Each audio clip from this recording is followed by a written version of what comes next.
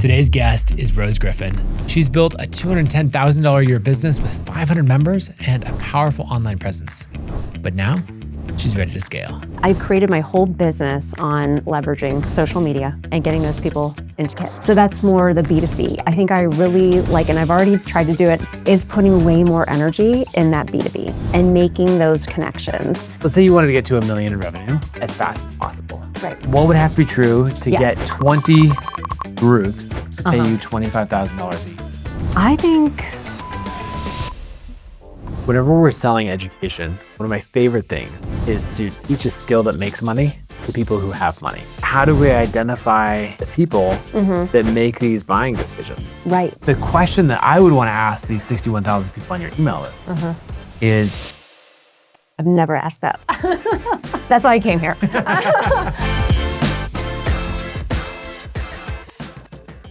Rose, I feel like as entrepreneurs, we often have a moment or a story that drives us to start the business or to create. I'm really curious, what was something for you that made you say, all right, I'm going to do my own thing?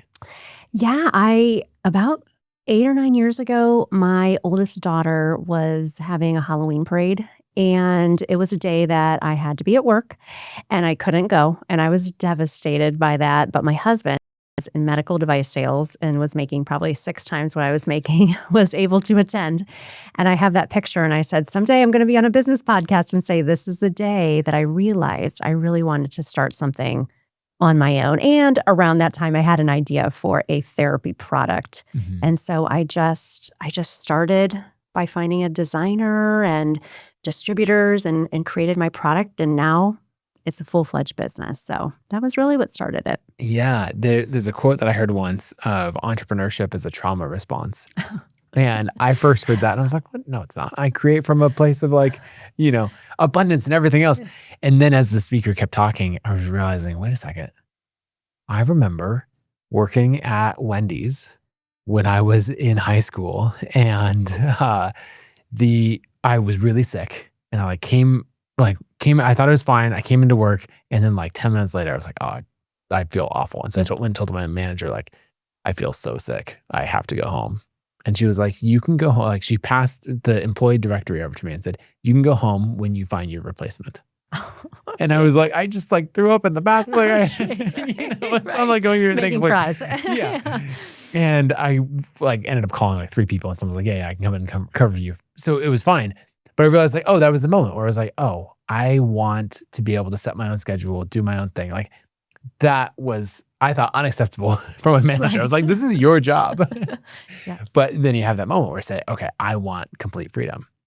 Yes. And it sounds like for you, that was when you realized oh, wait, I need to be doing something with my time and my business and all of this where I have the freedom to show up to a Halloween parade or any number of other things. Yes. I just wanted to be really present for my kids. And this business has allowed me to be there for all those moments. Was there a time, maybe fast forward some number of years, where you realize oh, wait, I've achieved that goal? Where you're sitting at something and you realize I can be here because of what I've made? Oh, yeah. I remember being a story reader in my son's 2nd grade class for Halloween and just thinking, I'm so lucky to do work that I love, where I'm helping others and I can be really present for my kids. Yeah. I love that feeling. Yep. Yeah, that's so good. Okay, so you and I actually have something in common. You've dedicated a career to it. I have dedicated, a couple of years. But the very first iPhone app or iPad app that I ever made was in the world of speech language pathology. And that was back in 2010 when the iPad had first come out. And my sister-in-law was working with kids with autism. And she was telling me hey, they're all using this big ruggedized PC that costs $8,000 and it has a 30-minute battery life and a big bulky cord and all of this. And I think you could make something better for the iPad. Wow.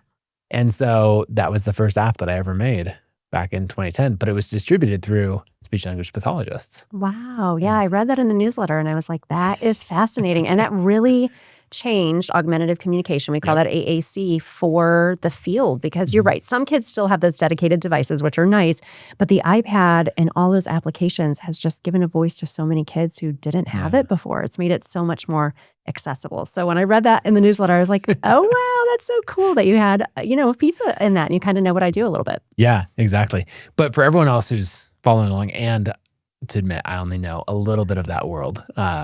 What is speech language pathology and like really what's your background in this space? Yeah, so I've been a speech therapist for over 20 years, and I became a speech therapist because my mom gave me a career test when I was a senior in high school, and it said, you should be a speech therapist. I didn't know what that was, so I shadowed a family friend, and I just never looked back. I love it. You can help people. It's a science-based field, and speech therapists do so much. We help people who have had strokes, dementia, traumatic brain injury, and autism is really what I specialize in. Ever since my second year, I was working in a school, then I started working at the Cleveland Clinic, and I started working in a very specialized program for autistic learners who didn't have a way to communicate, who engaged in very unsafe problem behavior that was really a barrier to them being a part of the community. And so when I started that job, I was like, wow, this is amazing. Like, I want to help somebody who is 18 and has never talked before, use an iPad to communicate or an AAC device. And so that just lit a fire in me to want to go, to places and to talk about what I do, because I really feel like every autistic person deserves a way to communicate with the world. And so I love just being able to support professionals in their daily work. Okay, so you've been running the business for 8 years now. And what does that look like as you've ramped all the way up? We have it written up on the board, scaling from 210,000 to $1 million. Yes. But what does that path to 210,000 look like? Yeah, I mean, I just like any solopreneur, I was doing everything, the marketing department, writing, my email newsletters and doing reels on Instagram to try to build my list and community. And so I started my business with an idea for a therapy product called the Action Builder Cards. And I sold those. We sold 2,000 sets of those. And then it just morphed into doing courses. And now for the past 2 years, I've had the ABA Speech Connection, where speech therapists and BCBAs can get their continuing education credits that they really on a logistical level have to maintain their licensure. And so I love presenting. I love presenting virtually, in person, and just really helping to support professionals who are doing such important work. Can you talk about the continuing education credits? Because that's going to be really important for how your business scales. And it's something that every SLP needs to have. Yes. How does that work? Actually, it's really, really hard to become, it's called an ASHA approved provider. That's our national organization. And so there are not a lot of people. I remember when we turned that application and it was over 200 pages to become an ASHA approved provider. So that was really, really special. So we offer CEUs for speech therapists and also BCBAs. So those are two different boards that we're kind of reporting data to. And so that has been really nice to be able to offer that, because not a lot of people offer ASHA CEUs. So in that, in order to maintain a license or to be actively practicing, how many CEUs does someone need in a year? Like, what does that whole world look like? Sure. Where they might be coming to you for more training? So usually about 30 every 2 years. Every 2 years. Yep, in a general sense. And so it's something you kind of always, now not everybody, some people wait till the last second and take a lot of CEUs all at once, but most people are trying to just do them throughout the year. So that's what's nice about our membership is we do live courses every month, but if you can't attend live, then they go into a CEU library that you can watch on your own time. Yeah, and so, most people that I have on the show are making money a bunch of different ways, but if it's courses, then it's usually entirely based on the value delivered. Someone say, hey, do I buy this because I'm trying to get a specific outcome? I'm trying to learn a new skill, LinkedIn growth or that sort of thing. Obviously, in this case, you're in this hybrid world where you're selling to professionals who are using this, not just that they want it, but they're actually required to, continue to learn and grow in those ways. And so I'm curious, as you listen to all the podcasts in the entrepreneurship space and everyone that, like, I feel like you and I both came up in this industry following, whether it be Pat Flynn or Amy Porterfield or whoever. What are the things that maybe are a unique advantage that you have versus maybe some of the other challenges that you have of, like, as you're trying to translate a more traditional creative world into, your industry? It has been fun to try to learn a business background and try to put that into the space that I'm in, because nobody really does the things that I'm doing. I feel like there's not a lot of people out there that are offering courses in this specific way or leveraging social media. And I think I get a lot of those ideas from the creator space. Yeah. So is there anything with the CEUs in particular that you've learned to really be able to drive more revenue there or, meet this need that the professionals have? Yeah, I mean, something that's been really popular is just I try to keep a pulse on what people are talking about in the industry and trying to make topics that are really relevant and timely. And so I think by offering things like that, because I am a treating therapist still 2 days a week, so I think that I understand the pain points of people that are in the trenches. And so I think what I do with the ABA Speech Connection is like this curated professional development experience. It's not a marketplace where just anybody can do a course and be a speaker. It's really me reaching out to people that I know that my audience would learn and enjoy learning from. Yeah. That makes sense. Okay. And so I want to get up on the board in a moment and we're going to spend some time mapping out what it looks like to basically 4 to 5x revenue over the next couple of years and get to that 7-figure mark. But as we do it, I want to just know, like, why is 7 figures important to you? Like when you think about, okay, $1 million a year, what does that mean? What would that achieve for you? Yeah, I mean, I think it would just make me feel really proud of my business, although I am proud of my business now, but I think it would be just another level. And I also think it would just give me revenue to allow my kids to go to college where they want to go, not just where I can afford to send them or, take them to Europe a couple times before they graduate from high school. So things like that. How old are your kids now? They are 15, 12, and 10. Okay. Yep, those are fun ages. I'm in the earlier half of that. But yes. Busy. Yeah. And then is there a reason in particular that 7 figures? Like if we said, okay, how about like we're trying to get to $500,000 a year or something like that. Like what's the difference there? Yeah, I guess to me, when you say you have a 7-figure business, it feels like you have a legitimate business. Like, oh, wow. Because I come from a speech therapy background. I don't come from a business background. So to me, I'm in a lot of circles of people who are running 7-figure businesses. And I feel like I have all the bones and the framework to have that. And it would mean that I'm reaching so many more people with that message. And that is really what lights me up. Yeah, I think the impact is a really big thing. And then also for me, I love playing the game of business. And so like that in it is really fun. And knowing that the more these numbers go up, the more we reach more people, the more people we're impacting. Like those are really fun things. And then also it's not just a meaningless score. It's like, oh no, this actually means something for, taking care of a family, financial security, college funds, all of those things. Yes. Well, let's get up on the board, map out your business right now, and then take a look at what we think it'd take to go to $1 million. Okay, let's do it. Let's start by mapping out your business today. Okay. So 2024 was $210,000 in revenue. Yes. Let's break it down of roughly where that came from. Okay. So about 35% is coming in from the ABA Speech Connection, my CEU membership. And then about another 25% is coming in from just course sales because people can purchase just the CEUs alone. They don't have to join the membership. And then another 25% is coming in from therapy because we offer teletherapy in Washington State.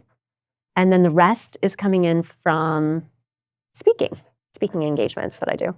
And then I was going to draw a circle. It's going to be a little bit small. Let me borrow your blue for a second to make it look interesting. Okay, that sounds good. So in 2024, we said that was $210,000. So I think as you look at this, what were the areas that you had the most fun?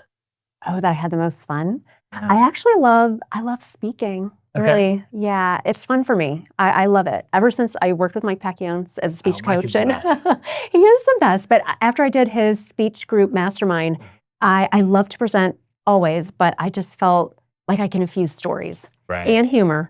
And he just says people set the bar so low on speaking that I just feel really comfortable doing that. And I think it just allows me to connect with people and they feel like they get to know me, which I love. Right. I love that. Yeah, that makes sense. Okay, so now I want to map out what the platforms that you have and the audiences that you have. So let's just do that. Let's go platforms. What are the platforms that matter to you? Okay. Kit. Okay. I had 61,000 followers. Okay. Instagram, I have 100,000 followers. YouTube is about 40, and LinkedIn is about 21. And Facebook is 19. I'm also on Facebook. Okay. Yep. I love that you also that you know all these numbers so specifically. Could be vanity metrics. I did a little homework before I came here. No, it's good. So seeing the breakdown there. All right. So Kit and Instagram are really the bulk of it. Yes. Okay. I think that's really interesting. And then you were telling me something about, before we started recording, about where the revenue comes from in the membership and courses business. Yes. So a lot of your customers are individual, like individual therapists, Right. all of that. But then you've also had some group sales. Yes. So in the past year, we had a group of 200 join, Okay. and then we had a group of 20 join. And that has been really great to have those bigger groups join us. Has been really impactful for my business. So when you look at those numbers, is that something that seems pretty repeatable to do those big group sales? I mean, I would love that. Yeah, absolutely. I think I need a better system on how to make that happen. Right. But absolutely. So that's something that we could map out, is a system on how to do group sales. What's the price point on these different offerings? So you can join monthly. That's $25 a month. Yep. And you can join annually, and that's $247. And then the group sales, how did you end up pricing those? Yeah, I mean, just kind of based on the group. With my coach, we kind of just looked at, well, if it's 0 to 20, it's this much. If it's 20 to 50, just so I have that set pricing. And so, obviously it's less than $247 a year, for the larger group. The larger amount would, it costs them less. So, yeah. But are we in the 200 people? Are we 10,000 a year, 20,000 a year? Like what's closer to like 25. Okay. Yeah. So one of the reasons that I like to map out where the revenue comes from and the different buckets is because then you can see what feels most scalable. Mm-hmm. And so if we were to look at these buckets, 15% speaking, 25% therapy, 25% courses, 35% membership, and we say, all right, those numbers are at 210,000. Mm-hmm. What do they look like at 1 million? Right. If you had to guess right now, I'll give you back the marker and let you draw on this side. Oh dear. What, if we were to go down the list, what would you guess the percentages would be at 1? Okay. Oh, at 1 million? Oh dear. I mean, I feel like membership would probably be 50%. Okay. And I mean, courses, I guess, should I still be offering those as standalone courses? I wonder. People don't have to join the membership. They can just take a course. Yeah. I don't know what your thought is on that. Yeah, and probably, I mean, maybe speaking, I do like speaking, but maybe the courses would be a little bit less. Okay. Math isn't my strong suit here, Dave. Well, that's fine. We're just throwing something out there as a straw and then man. speaking. I do enjoy speaking, so I'd still like to do it. I like to connect with people too, because then sometimes when they hear me speak live, then they'll join the membership, or there's some type of good, better, best pricing where I do a speaking engagement, or I do a speaking engagement and you join the membership and get some type of deal, things like that. But I know some memberships, you have to be in the membership to get the courses. But sometimes I just offer them as standalone courses because people are not ready to join the membership. Yeah. They're getting a taste of what could be, which I think is nice to do. I don't know. Yeah. Okay. So then, we might be 10% speaking at this point? Right. So that would be $100,000 a year from speaking engagements? Yeah. Okay. I love just throwing these numbers out there because sometimes you do something and you're like, ooh, actually, no, not that. Or you're like, no, that sounds right on. Right. And so that's what it could look like at 1 million. Mm-hmm. Let's look at the 50% membership. Yeah. So we're now 60. Actually, your ratio hasn't changed that much. You were 65%, or here you're 65% courses in membership. Uh-huh. And over here you're 60%. Okay.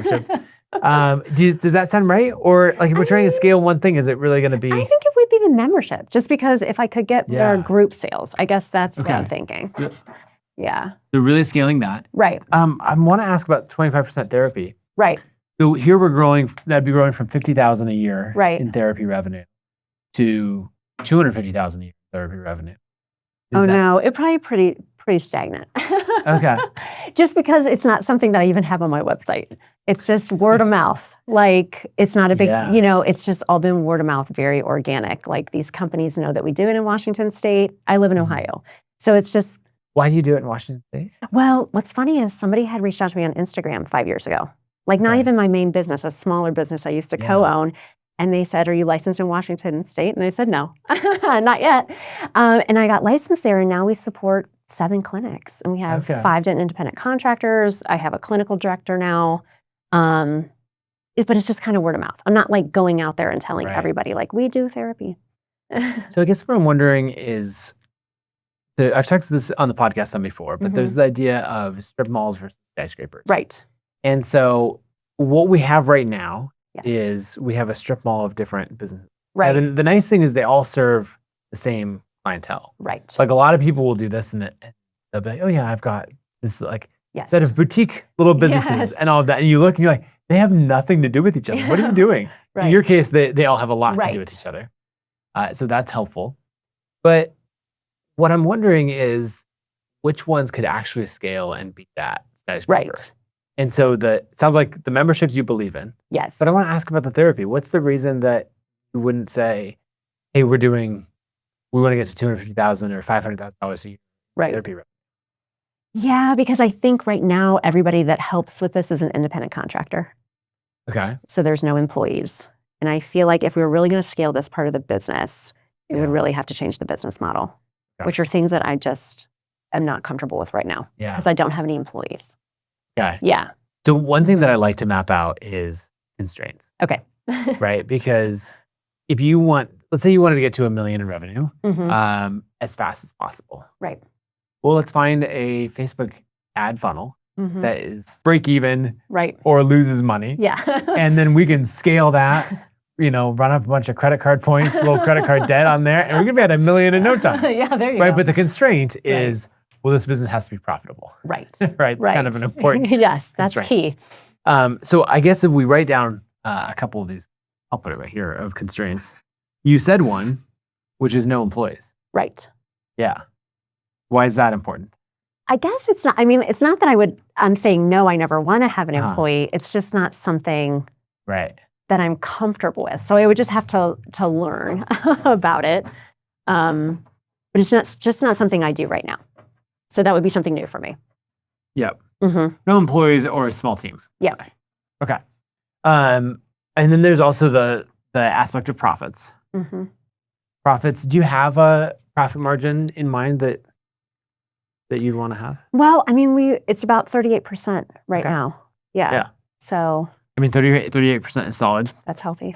I do think if we take the 38% number to $1 million, then we're at 380,000 in profit. Right. Does that get you to where you're trying to go, or at $1 million, are you imagining that we'd be at a higher profit margin? No, to me that would be great. Okay. Yeah, absolutely. What are you spending the most money on right now? I run Facebook ads every day, which I love. So that, Why do you love the Facebook ads? I just feel like Facebook ads make my business feel alive. Because you're getting those constant leads. Oh, constant sales. Every day there's sales. And every day people that I could help that have no clue who I am, because maybe they're not on Instagram and they're not watching me do all my funny reels. I think they're funny. I get into their, I'm on the phone. They see me, and I always use a survey for my kit subscribers. Probably every October we do it at least. And it's like, how did you find out about me? And do you know I have a podcast and all those things? And so I think just that awareness is really exciting for my brand.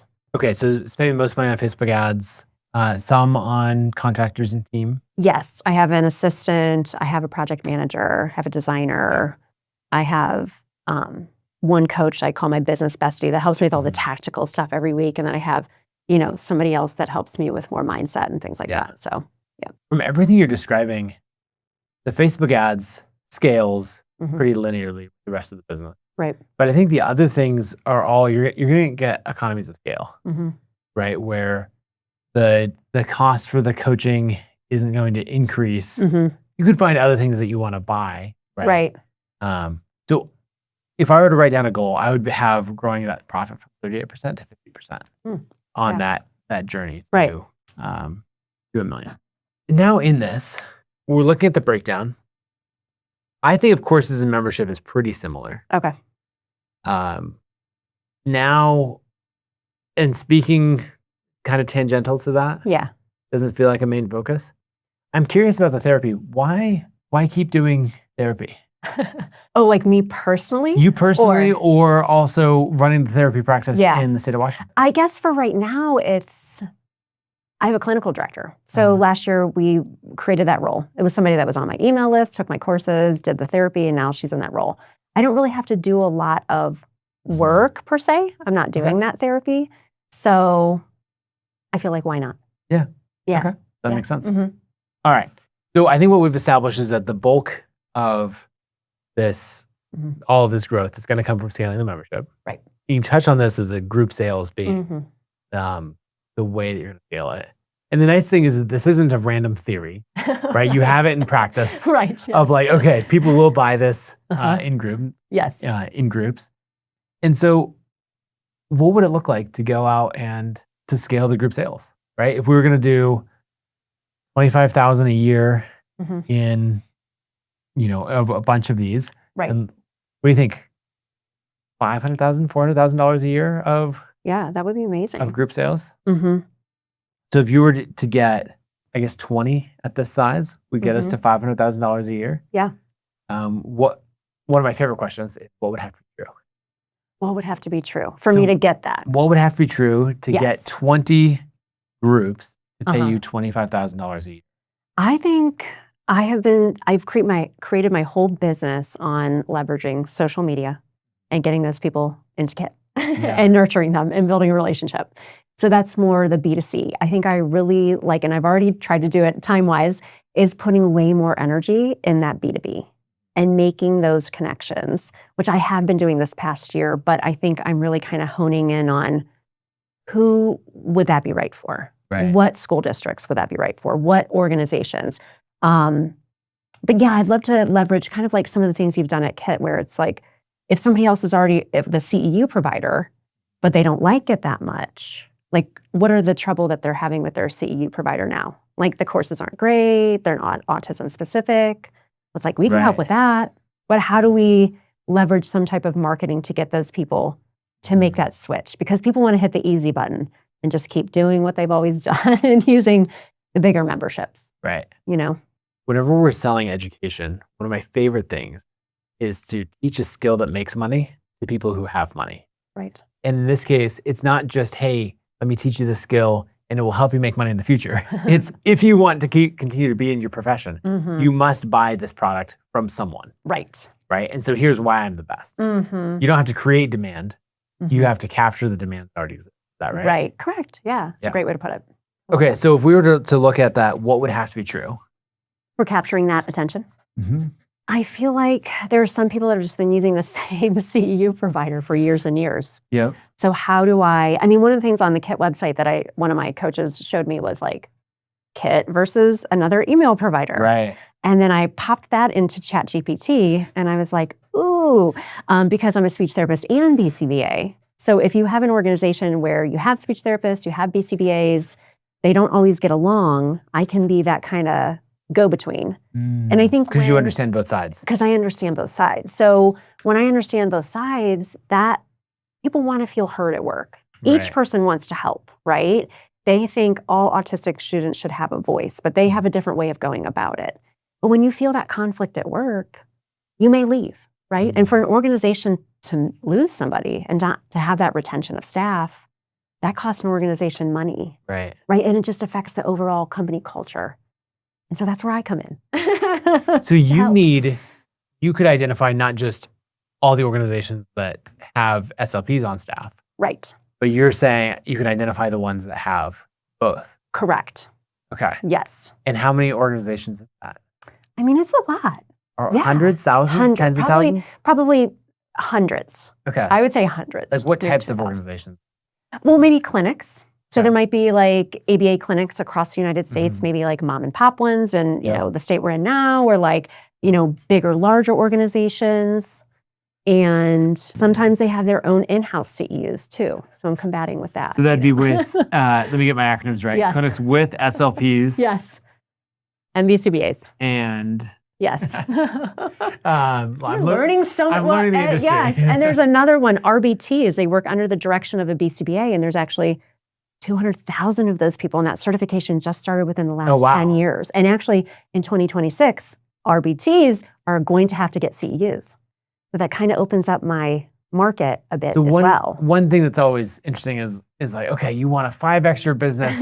Is there enough market? Like, right. Is the total addressable market, the TAM, is that big enough? And you're like, yes. Yes. You just said that one of the subgroups is 200,000 people. Right. Okay. So that's why, like, if my goal would be like maybe to have, I don't know, 4,000 members in the connection. Some days I wake up and I think like, yeah, I've got this. And other days I'm like, I don't feel that way. So that's one, write down large TAM. And then we come over here with our other marker and go, yep. Yes, check. We've got that. Yes. Okay, so then it's really, and you have a product that people want to buy. Yes, absolutely. People enjoy the product. I get a lot of, what's nice about our courses too is that people, when they take a course, especially a live course, they do a feedback form. And so I go through those. It's in my Basecamp, my project management tool, to go through that, because that helps me get copy for all my marketing, right? I am the marketing department currently. So I love to go through and just see like, wow, that was really helpful for that person for this specific reason. And that is really inspiring to me. This really feels like a sales problem, right? Of how do we identify the people that make these buying decisions? Right, exactly. So tell me about these two group sales you had so far. Where did those come from? Yeah, so the 200 was somebody that was just organically in my membership. Okay. And has a very large role in a healthcare system. And so they wanted their team members to join, which was great. How many people are in your membership right now? About 500. Okay. Are any more of these kind of people in that? Well, I go through and I comb and I look and I, set up calls to talk to people about not to do a sales call, but to ask about their onboarding and what their CEs currently are. Because the thing is, with my kit right here, okay, because I've had a business coach say, well, you have a conversion problem. Okay, so my question is like, how can I have this many kit subscribers with a great open engagement rate and not be here?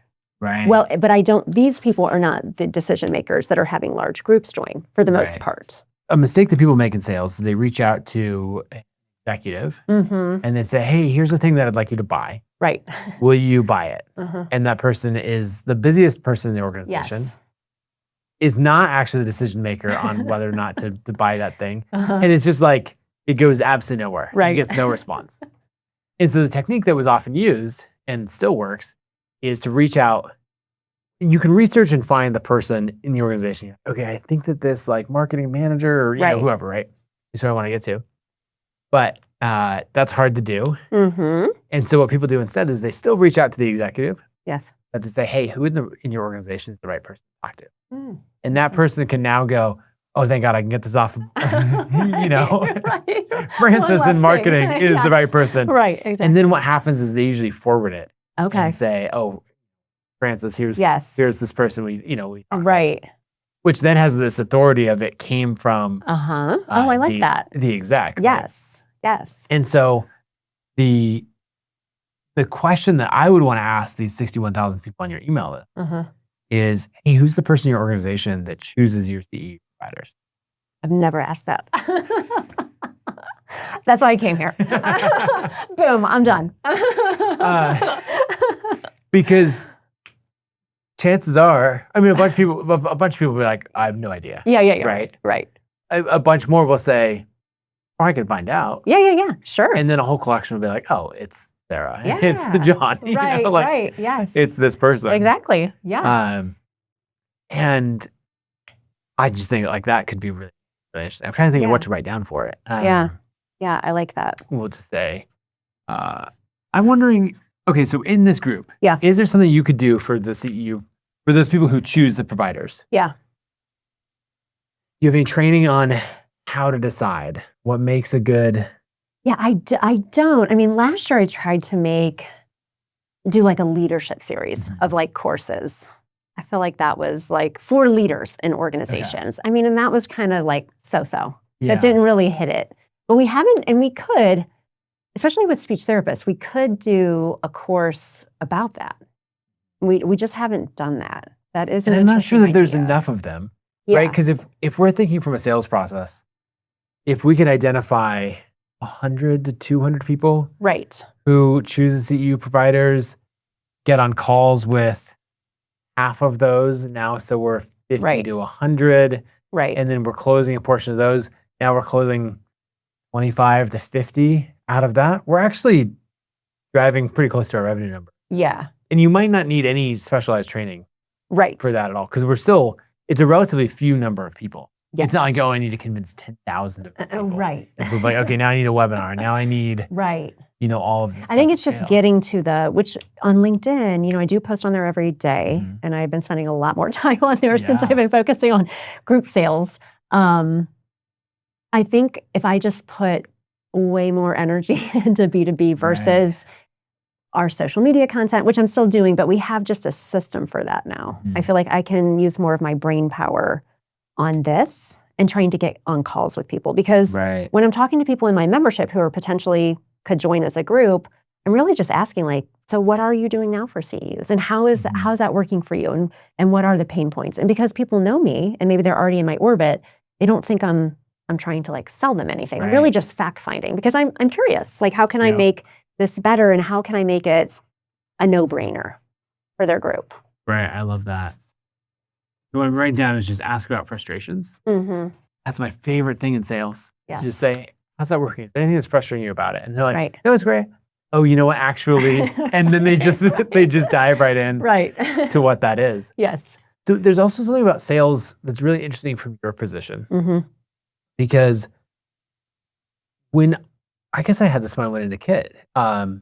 If you go into sales as a content creator, the first thing that is, most content creators never go into sales Right.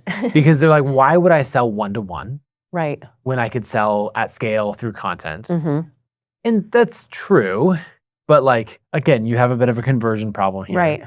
And you have this opportunity to sell in bulk. Right. And so it's like, well, because I could sell a $250 a year deal, or I could sell a $25,000 a year deal. Right. So that's why. Yes. You know? Exactly.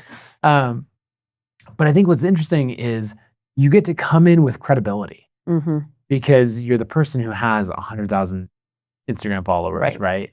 Who everyone looks to you as the expert. You have all the certifications. You have all of this. Right.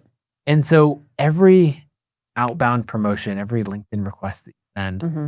like your chance of it being accepted Mm-hmm. and resulting in a conversation has got to be somewhere between 2 to 5 times, Mm-hmm. Some random person off the street making Right. that same request, right? Mm-hmm. Yes, I feel confident that when I'm on LinkedIn and I connect with somebody, maybe I looked up a company and now I'm like trying to see what people are there, or my connections, or they're my second connections. I feel really good about that, because not a lot of people do what I do. So people they've seen me before somewhere. Right. Yeah. So I guess what I want is a process that's going to get us to talking to a lot of decision makers, Right. and someone who knows sales. Like, I'm sure there's sales methodologies that we could dive into that Right. other people know that I don't. But I've always done it in just a very scrappy way. Uh-huh. And so just trying to say, hey, how do I get to as many decision makers as possible? Mm-hmm. Just say DM. And if that's the circle that I want to talk to, then I'm going, okay, so I've got my email list, and I'm going from there. And so I'm doing this like, hey, who's your CEU provider right now? And I might ask this in my automation. I might ask it in a few other places. Right. Yeah. And then the next thing is, I would definitely, you have a big audience on Right. Instagram. I would do an Instagram series once a month or something Yeah. like that. It's all about identifying the CEU providers. Mm-hmm. And then how we get our conversations there. And then the other one that I think is the biggest opportunity is outbound. Mm-hmm. And this is really where you're going to go identify the organizations that you want to reach. Right. And go from there. Mm-hmm. There's probably, outbound can be very time consuming. Mm-hmm. Spend a whole day on LinkedIn. Just, yeah. Uh-huh. There's 3 directions that you can go. Option 1 is where you start out and you do all the prospecting yourself. Right. It's good to do at first because you learn, is there an opportunity here, Yeah. or all of that. Right. You're going to quickly, it's not worth your time. Right. Right. Right. Option number 2 is to hire someone to do this specifically. So the role is called an SDR, a sales development. Okay. And their whole job is to get conversations started Mm-hmm. that they can bring you. Okay. And they can either do it through your account Yes. as you, Right. or they could do it on their own and then Yes. tee you up for conversation, Mm-hmm. Mm-hmm. depending on, what you're most interested in. Right. And then the third one is you can use AI, Okay.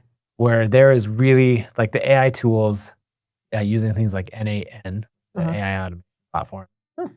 You can scrape LinkedIn, identify the types of people that you want to contact, Okay. send them messages. You can go all the way through, find their email address.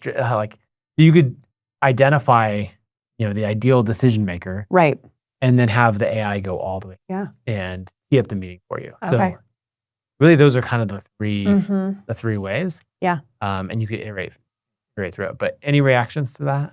Yeah, no, I mean, I think that sounds great. And that's kind of what, even before our taping today, like kind of what I've been thinking about is more, I've been doing this myself, but just getting that started and spending more time there. Yeah. What are some of the big, as you've started to go into the outbound sales, what are some of the biggest bottlenecks? I mean, I guess it's just how to get that conversation started. A lot of these people that I think would be good candidates for the group sales are probably already in my first connection on LinkedIn. Okay. It's just trying to get that conversation started, reaching out.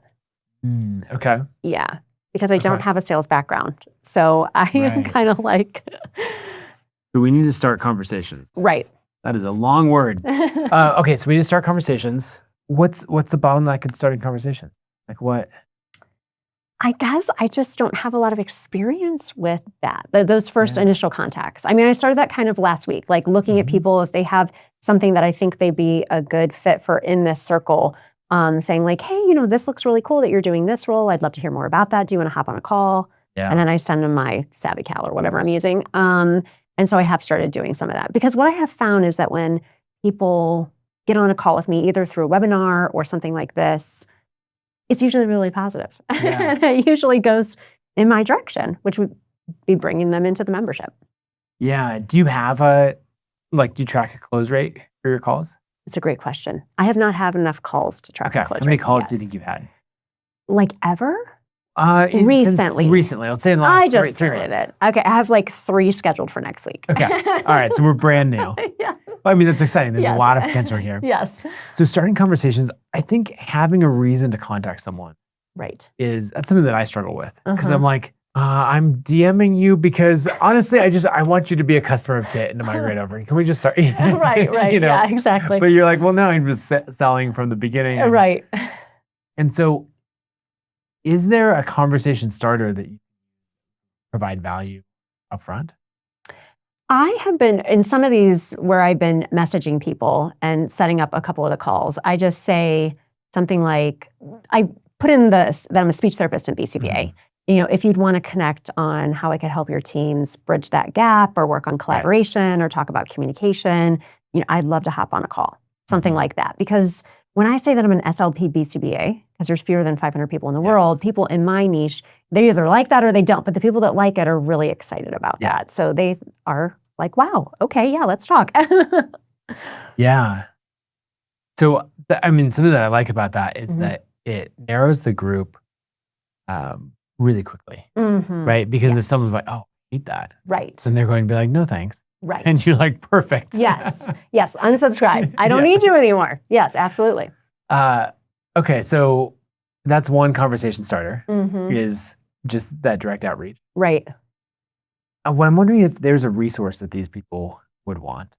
Like something, so for Kit, we're really targeting authors lately. Okay. And we have so many of these like nonfiction authors and thought leaders on the platform. And you've got, I don't know, people like James Clear and Ryan Holiday, like all these people who just dominate the New York Times list. Right. And so as I'm reaching out to another author, I can take the approach, and I often do, of like, look, we've got all these people on the platform. Right. I'd love to help you grow your newsletter the same way. Yeah. And that works pretty well. One that I'm trying is we worked with James Clear to put together this flywheel, mapping out, we call it James Clear's 5-star Amazon review flywheel. Okay. And it's just mapping that out. Oh, okay. And so I just say, hey, we help all these people grow their newsletters. One thing we've helped James with is drive a bunch of reviews for his book through this flywheel. you want me to send it to you? And the response rate on that is quite high. I'm sure. Yeah. And so I'm wondering, is there something like that you could create that would make that, it's a lead magnet basically. Yes. But it's the lead magnet that you're getting through outbound. Right. Absolutely. Yeah, that's tough. That would be for these decision makers. Yeah, what do they want? Yeah. They want to just make sure everybody has all their CEUs. They want to make sure that speech therapists and BCBAs get along. So I actually do have a course that I started last year. I did it as a live course, and then we did it every single month as a live course because people liked it, and we ran Facebook ads to it. It was doing so well because it's a hot topic that in April, we started running ads every single day to it as a recorded course, and that's been really popular. So I wonder if something like that, that's like more of a hot topic to show like I'm current, both speech therapists and BCBAs can get CEUs on this. Would that be something that you send to them for free? Do you charge for it right now? Well, how we have it set up is anybody can view the webinar, but then they can either purchase CEUs by joining the membership or by purchasing a $25 CEU. Because the thing is, all speech therapists and all BCBAs need ethics. And that sounds like a snooze fest. But somebody actually just gave me a review that my course was not a snooze fest. So I thought that was great. And so that is something that every single person has to have. So why not choose something that is exciting in the field? Mm-hmm. Yeah, that makes sense. I'm wondering if you could do even something as simple as a short guide or a cheat sheet on, getting SLPs and BCBAs to coexist well in your organization. Yeah. If that's a true pain point for your ideal, it is. Then is there a one-page, well-designed guide that you have, or 4 pages this is how you do it really? Yeah, and we do have something right now, it's like collaborative phrases. And so that is something I do have as a single lead magnet, but I haven't really used it in this way to be sharing it that way. I would try it and just say, because then it just shows that you understand them. Right, yes. And if someone's interested in that, then they're already down on your path. Right, yeah. And so for conversation starters, I would go direct. That often works really well. Yep. And then, another one is lead magnets. Right? And so that's offering something to them. Right. And you can test a few different. Yeah. But really, I feel like you're just going to need a lot more volume. Of this. Yeah. Getting. Right. We need to set a goal. We need a goal. We need a way to measure it. Right. All of those things. Right. Actually, what I'm thinking about right now is if there's a way to put this in flywheel form, because flywheels are really easy to measure. Right. And to see, okay, this is the thing that we're going to do again. Right. And then you're also really good at automating and putting systems in place in your business. Right. So I'm wondering, what is the outbound sales flywheel that we could put in place? Right. So maybe if we map that out. Okay. I'm all over the place, but we'll go right here. It's going to start with identifying leads. Right. We've got outreach and then a call. From the call, I think you're at the decision. What's the sales cycle look like? Do they decide in hours, months? I think a month. Okay. Okay, that's pretty good. So then the follow-up, as a non-salesperson who had to learn sales. Yes. The follow-up was the hardest part. Right. I was I was so bad at it. I do have that in my base camp as, fortunes and follow-up, right? Yep, exactly. Yeah. And then have you gotten, do these decision makers, do they talk to each other at other organizations? Or not really? Maybe not. Okay. It's not like there's this little group of them. You know what I mean? They're hang out together. They may not all be, it may not be as cohesive as that. Right. It would be, I'm updating my website homepage right now to reflect the membership. So it would be nice to maybe have some of these larger groups that have joined reflected and testimonials so that can help with the conversion rate. Yeah. What I'm really getting at is there something, so if we go outreach, call, my flywheel is going to get very oblong here. But then if we're into the close, and then what I want is a loop closer right here. Right. Where where the more sales that I make, right, the more leads get identified. Yes. Because now I've completed my flywheel, and the more leads I have identified, I can get outreach to them, I can get on calls. Right. And this starts out very slow and then builds Yes. a lot of momentum as we go. Right. And so a common loop closer Uh-huh. is a referral. Okay. This is the one that I used a lot when I was building Kit. Yeah.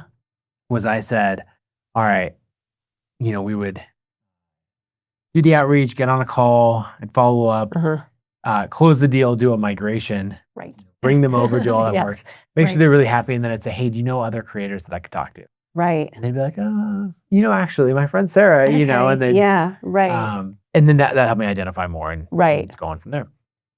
And so that's what I'm trying to find. Uh-huh. Referral is a common loop closer. Another one is a reinvestment. Like, let's say that we take the profits that we made, Yes. we spend it in Facebook ads to get in front of more people, Right. right? A reinvestment is another loop closing step. Right. But does anything come to mind where you're like, okay, here's how getting more sales could help me get new leads? Well, no, I mean, I do think I've never just asked my audience that. Like, once somebody buys something, asking them, do you know anybody else who would be interested in this? I was actually just on a call for therapy last week with a new clinic we're onboarding. And she was like, oh, yeah, my friend actually is looking for a speech therapist too. I was like, oh, great. So I see how easy that was. And I didn't even have to ask. But I've never done that direct ask like that. I guess when I could see it working definitely in the B2C space or that sort of thing. What I'm trying to get to is this is a very specific type of person. Right. Right? Because we want, we're identifying the decision makers. And so I'm like, okay, how do we get to more of them? Right. What role do they have in the clinic? Are they at schools as well? It could be at schools. Okay. Yes, we've identified schools too, like larger schools and organizations. Those could be special education directors, speech therapists that are head of departments. And it really just depends on how large the business is. Right. It could be somebody that's a training specialist and maybe they have their own in-house training, but they want to have something for everybody that is going to support that person in their role as the organization grows. Yeah. Okay. So it really depends on the size of the organization. Maybe we'll come back to that. Another possible loop closer is learning and analysis. Okay. And so the way that if we chose this loop closer, and we might try on different ones. Okay. Because right now we've made a linear process that I drew in a flywheel. And it's not a real flywheel until we get a loop closer. Okay.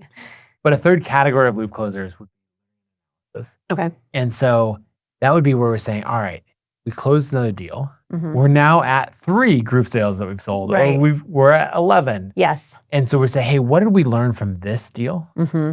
And we've got a series of questions through. Right. Based on closing this and what we learned, who else could we go after? How could we improve our outreach? How could we, all of this? But it's the first 2 group sales were with clinics. This third one was with a school. Right. Okay, who are other schools like them? Right. And we bring those learnings through into identifying more prospects, doing outreach. Yes. And going from there. Okay. And so you might start with that as the loop closer and kind of test different things. Right.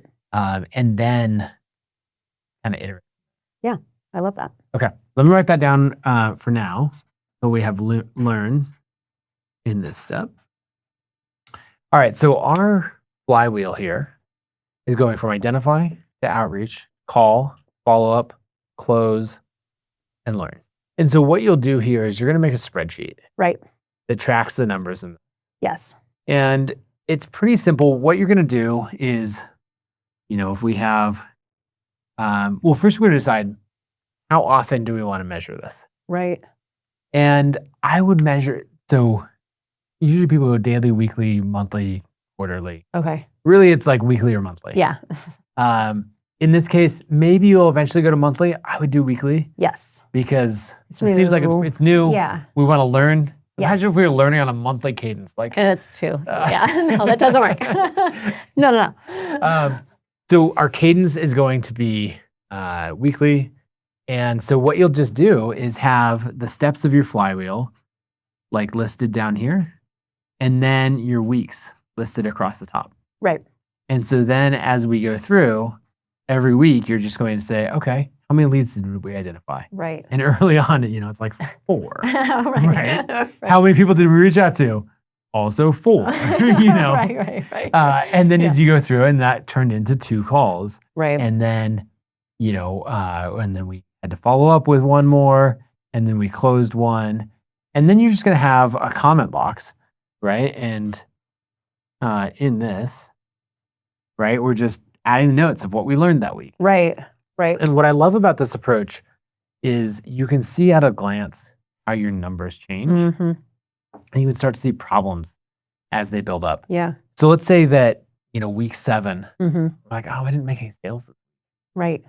Oh, why is that? Oh, we actually, in week 6, we didn't really have any calls. Right. And then in week 4, I actually totally stopped doing follow-up because my SDR, who was doing the development, stopped, I ended up letting them go. And Right. I'm like, I'll do it myself, right? Right.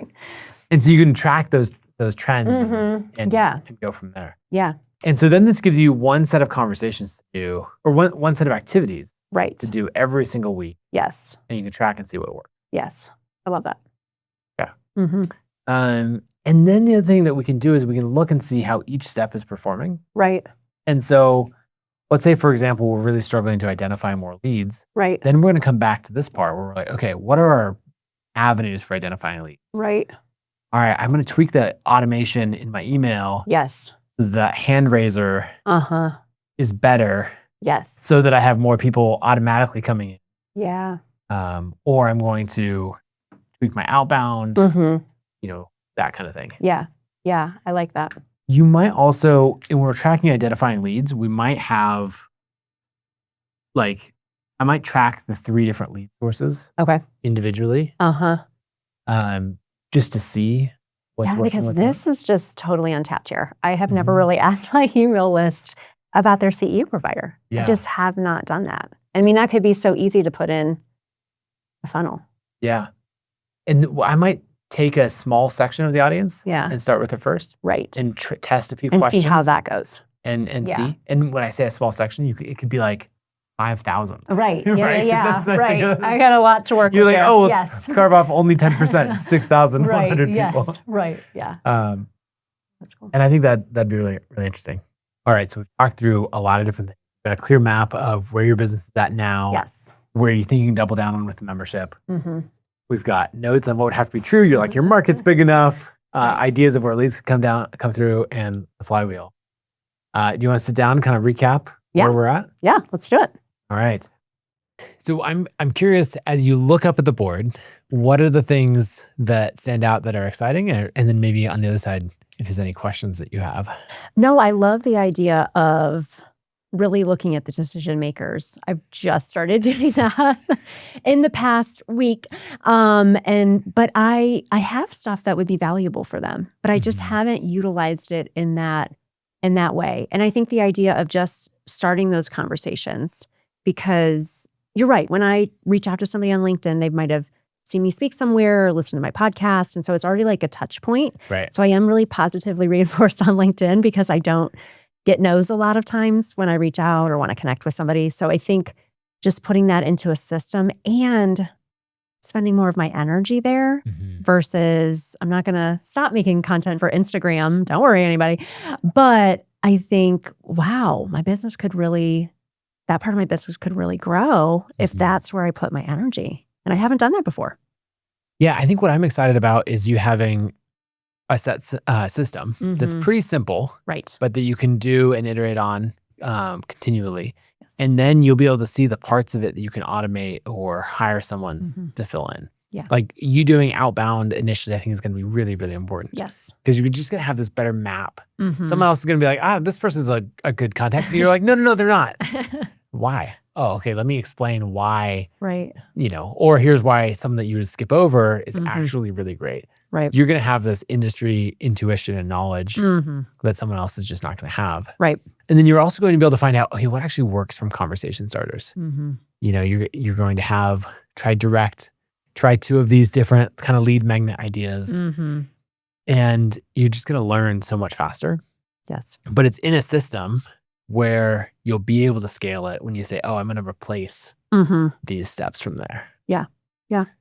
One other thing that I would make sure to do is to track the friction of each step in the flywheel. Mm-hmm. And so this is just a really simple thing of a 1 to 5 score. And I just say like, how difficult did this feel? And I'm like, oh, outreach was such a pain this week because I got through, I went through all of my easy leads that were right in front of me. Yes. And now I had to like actually grind it out to get them. And if you see that friction score be high a few weeks in a row, then you're like, okay, when it's time to work on automation or improving that, like I'm going to focus on the step that has the highest friction score. Okay. Yeah. And I think that can make a big difference and it'll make it really enjoyable. Yes. Yeah. All right. So I'm really curious, just to contrast how you were feeling when you came in and we started recording versus how you're feeling now about any clarity that you have. Yeah. I mean, I think just having a framework for how to grow that part of my business is exciting. So I feel like I'm ready to get to work and see what we can do with that. Yeah, that sounds good. I think it's just going to take some deliberate execution from here. But the last note that I want to leave you on is just as you go into direct sales, you have such a huge advantage because you have this brand and people want to meet you and they want to connect with you. And so you've got a ton of clarity on which way to grow the business, like which, of all the things you're doing, like this is the one that you can build into the skyscraper. Right. And then you have all of the credibility, you've got the audience already, and I think it's going to go really, really well. Thanks. All right. Thanks so much for coming on. Where should people go to follow you and all of your work? Absolutely. Come visit me at www.abaspeech.org and over on Instagram, ABA Speech by Rose. Perfect. Thank you. Thanks. If you enjoyed this episode, you'll love episode 76 with John Meese, where we break down the 7-step framework for building a high-ticket coaching business. And we talk about why most memberships stall out, how to convert with hand raiser emails, and how to scale with just one assistant. Be sure to like and subscribe for more, and I will see you next week.